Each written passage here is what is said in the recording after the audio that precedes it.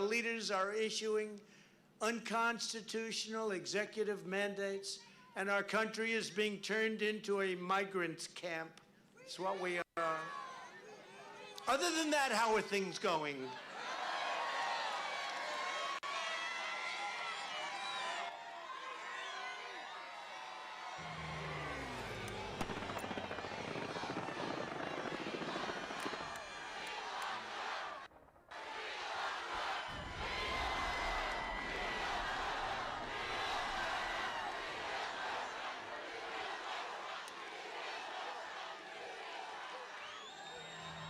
It's really not even believable what's going on, but it's going on nevertheless.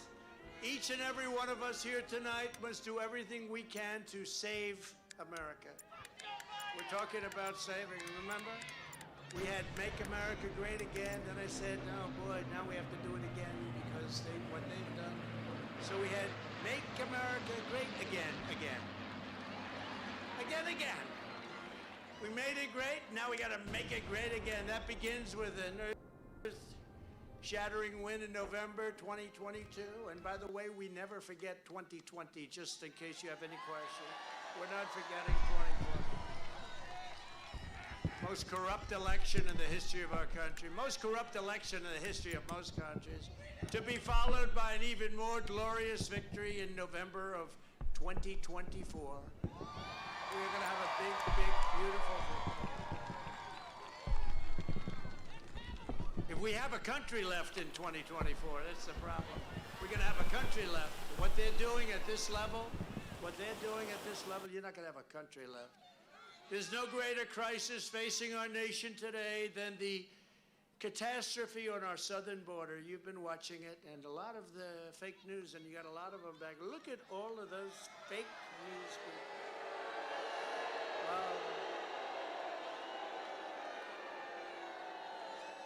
It's amazing.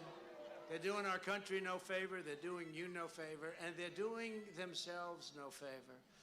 American sovereignty is being extinguished by the deliberate and willful policies put in place by Joe Biden and the left-wing extremists he has installed in power. I don't know if Joe is exactly involved. I don't know. No, I don't know. I really don't. But somebody's really screwing up our country. They're destroying our country. In Del Rio, Texas, you've been watching. Tens of thousands of illegal immigrants have overrun our borders in recent days while laughing in the faces of our Border Patrol agents. And they're going after the riders of the horses, not the people that came in illegally. Isn't that incredible? And they've just put them under watch. They're in big trouble, the riders of those horses. Most people would say they were doing one hell of a job, right? Don't you think? They're in trouble. Can you believe it? One thing is certain, this would never, ever be happening if I were your president, and we should have been your president. 75 million votes. When I was in the White House, illegal aliens knew that if they broke our laws and trespassed across our borders, they would be caught, they would be detained, and they would be thrown out of our country very rapidly. So they didn't come. They didn't come because it was not worth the trip, and then you have to go back. It wasn't worth the trip. When they made the statement, come with open arms, the world is coming into our country. They're emptying their prisons into our country. I used to say from Guatemala, Honduras, El Salvador, Mexico, but now it's from many countries all over the world, including the Middle East. They're emptying their prisons into our country. We're having people coming into our country that we do not want. We do not want. Under my administration, we ended catch and release. We shut down asylum for them. We struck historic agreements with Mexico and Central American nations to stop illegal immigration, and we deported dangerous criminal aliens by the tens of thousands, including MS-13 killers. We got them out by the thousands. We built almost 500 miles of powerful border wall, and it was tough because we had to go through 2.5 years of litigation against Democrats that were suing us, including Congress. We created the most secure border in the history of the United States of America. And the wall could have been finished in a month. They didn't want to finish the wall. This is not even believable. It took us, we were building at record rates, but we had to get the approval from the courts. 2.5 years of fighting and winning 11 different cases. Now Joe Biden has thrown the border wide open, and our country is being invaded by hundreds of thousands of people every single month. Every month, we have hundreds of thousands of people coming, and we don't even see the people that are really coming in. And I guarantee you, they're the worst of all. According to one report, over 220 miles of the area near Del Rio is now completely, totally just absorbed by people, but totally unpatrolled. The police are saying, you know, what do we do? This is an invasion.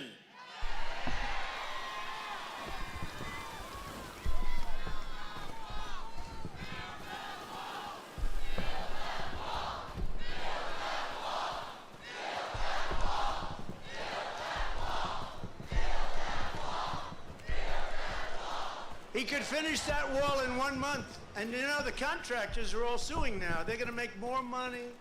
They have contracts to build the wall, finish the wall. They said terminate, let's terminate. First day, we're going to terminate.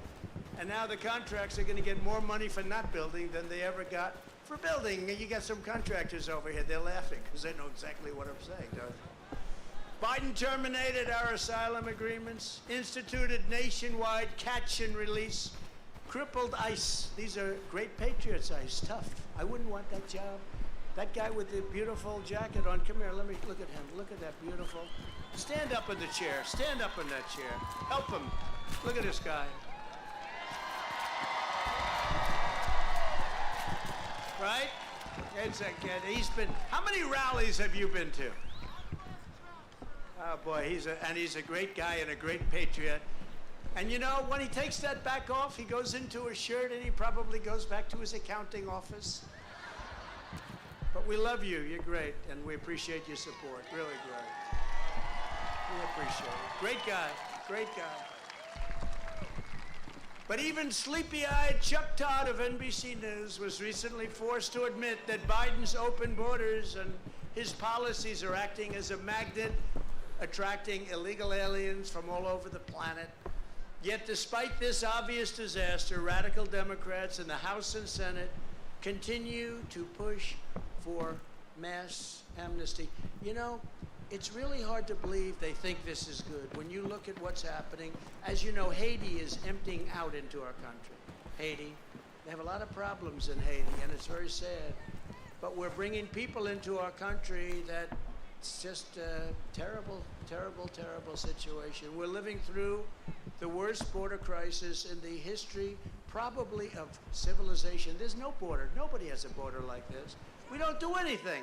You know, other countries, even if they're not well equipped, they put up a fight. They don't let people come in.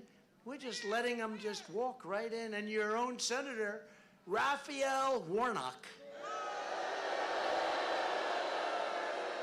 has not uttered a single solitary word of criticism because he's a Marxist controlled by the radical left Democrats who don't believe in borders and they don't believe in a nation, and they don't believe in our nation. I don't believe they believe in our nation. Next year, Warnock and every single one of these far-left lunatics must be routinely and resoundingly and decisively defeated. They have to be defeated.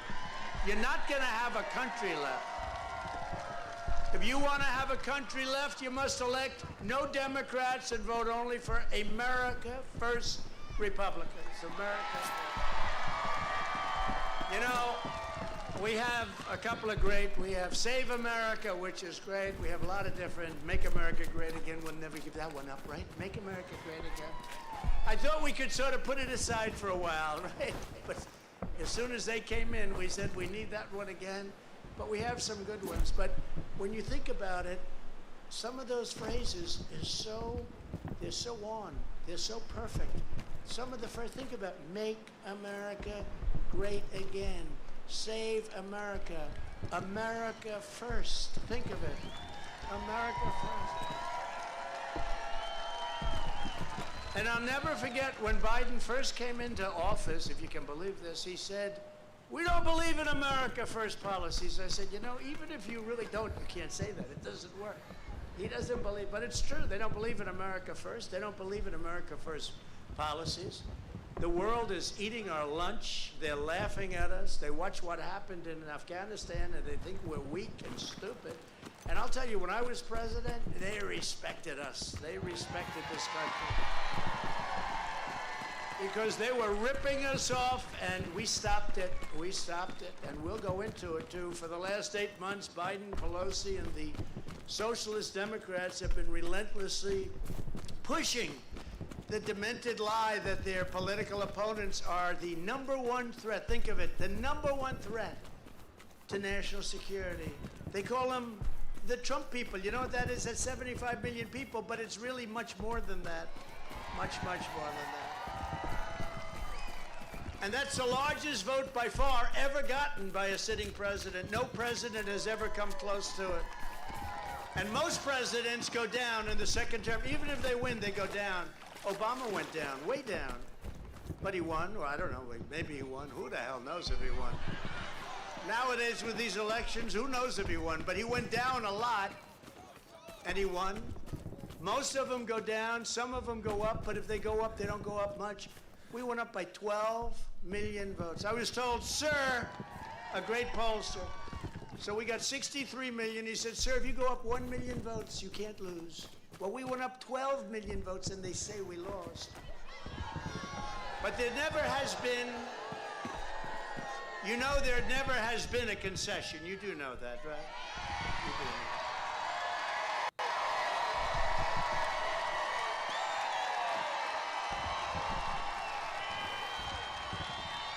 You know, when Stacey Abrams says, I'm not going to concede, it's okay.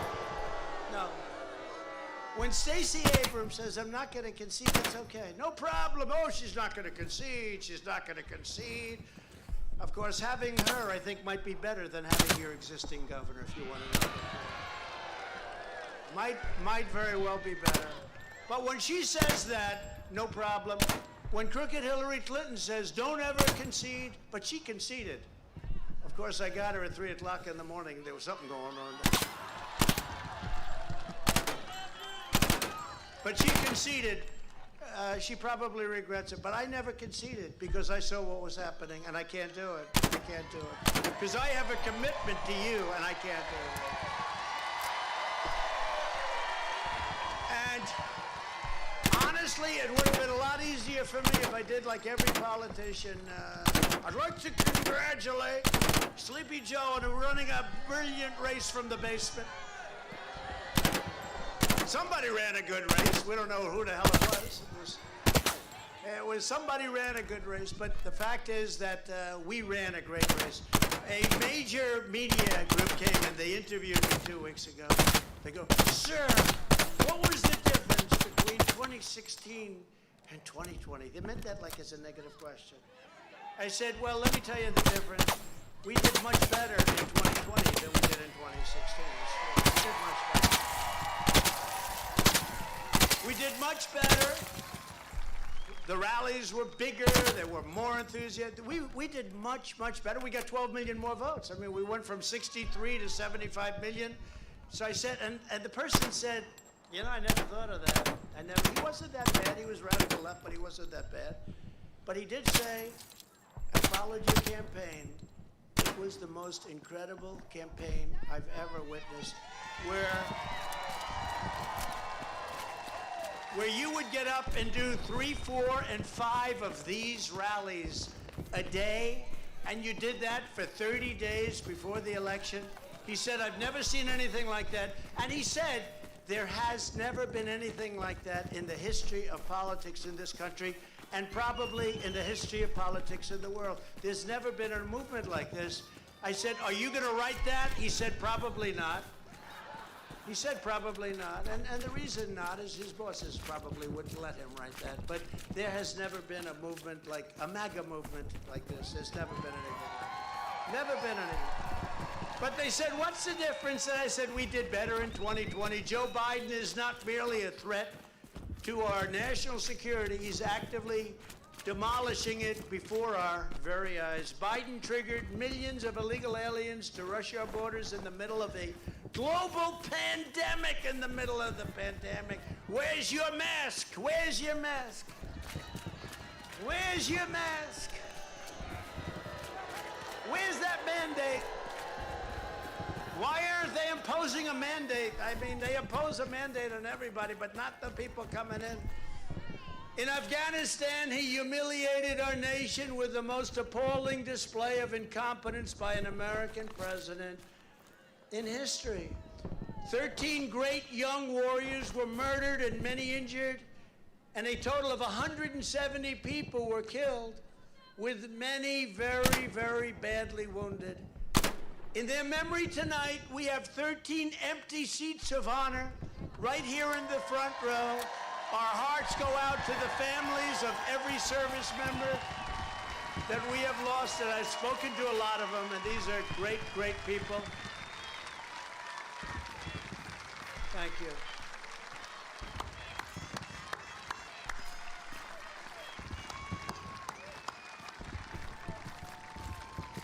And we're also honored to be joined by one of the Marines who bravely served in Kabul during the withdrawal and helped evacuate children over the airport and over the airport wall. You saw him.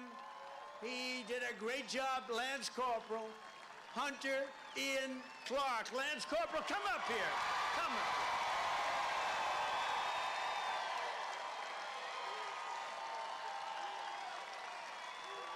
Come up, handsome guy.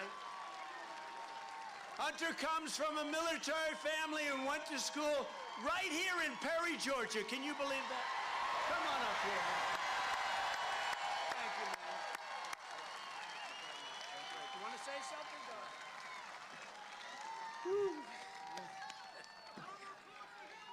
Hey, my name's Lance Corporal Hunter Clark. I'm here from Warner Robins, Georgia.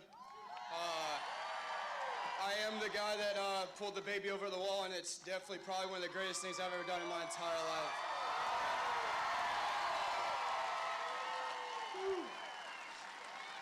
I just want to thank all the support from all y'all. It really means a lot, and I'm glad to be home now today. Thank you.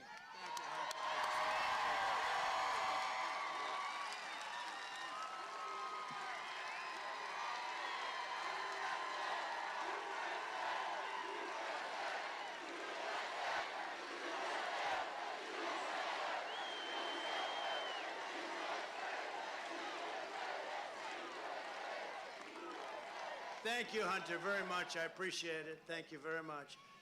Thank you. Hey, you know, Perry, Georgia did a good job. They did a good job. You grow them well in Perry, Georgia. Biden surrendered our forts and air base in Bagram. You know, we were going to keep the air base because it's right next to China. And their military institutions and their installations, and they have a lot of things surrounding it, and we had this big, beautiful air base that cost billions of dollars to build, and we were gone. We didn't even turn out the lights. And one day we were gone, and you know who's looking at it now and who's all over it? China! We were never leaving that. We had a perfect plan, and they were listening to us. Abdul, you can't shoot our soldiers. You know what? For 18 months, we didn't have one soldier killed. They listened to me. I said, you can't do it, Abdul. We'll hit you harder than you've ever been hit. You can't do it. And he understood that, and he left us alone. And we would have never moved our military out first. We would have never, they would have gone last. First Americans, then our people that deserve to come out, of which, by the way, the people that came out are not the ones that they were talking about. That was just like a mad rush. But Abdul understood that he was not going to do anything to us, and we would have taken our soldiers out last. We would have bombed our 5 bases, and we were going to occupy Bagram for a long time to come. And it would have been so good, but this guy, they just took the military out first. That's like the captain of the ship. Much more severe, by the way. If a captain of a ship goes, you say, all right, he didn't have guts, but it's not going to affect it too much. They took the military out first. And that's why you have those 13 empty seats right there. That's why. Because they took the military out first, and they created a void, and the Taliban said, what's going on? I can just see Abdul. He gets a call or a message that said, the military has left. He said, you're nuts, in their language. There's no way. Sir, the military has left. They've abandoned, they've surrendered, they've quit, whatever the hell he said. And I guarantee he said there's no way that happened. Nobody could be that stupid. They're smart. You know, they're good fighters. The Taliban, the Afghans generally are very good fighters. Very good, among the best, actually. And they said, no, he did. And they sent a group in, and they said, you know what? The military's not there anymore. That's why we had to bring people in that weren't even familiar with all of it. They brought those 15 great people, and many that are wounded, very seriously wounded. They brought them in, among others. They moved. This Milley is an idiot. I got to know him. He's an idiot. Okay? They moved the military out first. Let's get the military out, and then after that, we'll negotiate for hostages, okay? And let's leave them $85 billion in America's finest weapons and latest equipment. And he abandoned hundreds of American citizens in enemy-occupied territory, and the press is trying to play the whole situation down like it never took place because they are among the most corrupt people in this country. You don't even see it anymore about Afghanistan. They don't talk about it. They don't talk about it, but I will. The Democrats are after me with prosecutors and everything else they can think of, like they want to make sure that I just be quiet. But you know what? They want to silence me just like they've silenced so many others. It's one of the reasons we don't get the support we should from a lot of very good Republicans, but they're not as brave as they have to be. And others are in agreement with us, but they're afraid. The people we're dealing with are evil and angry and destroying our country. They're destroying our country. And they want to go after me because they think, a big mouth. I don't have a big mouth. You know what I have? I have a mouth that tells the truth. I have a mouth that wants to save our country.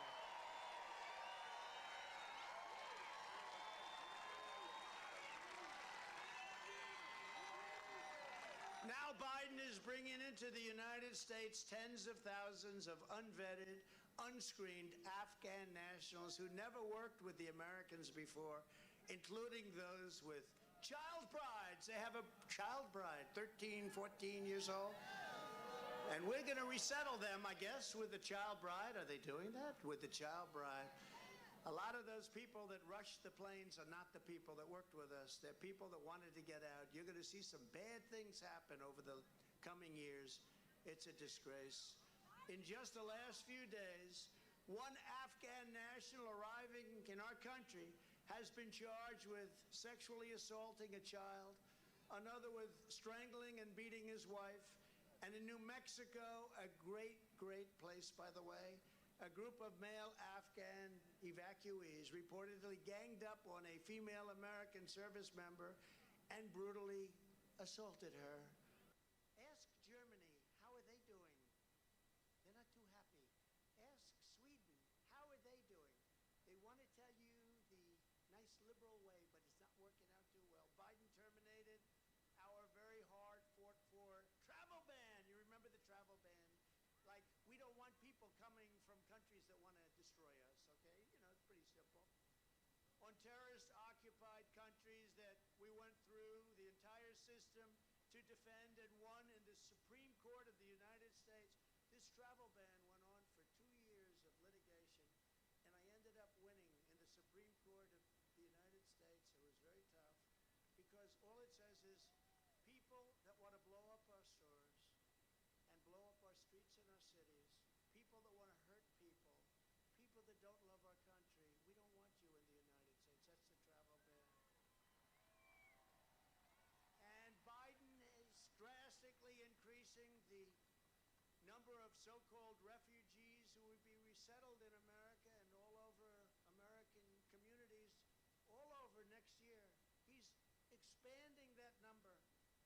But the travel ban was so strong, it was so good. When a country was angry at us, when they were bad, when they had people that wanted to blow our streets up and our stores up and set stores on fire and set our cities burning, we had a travel ban. We said, no, thank you.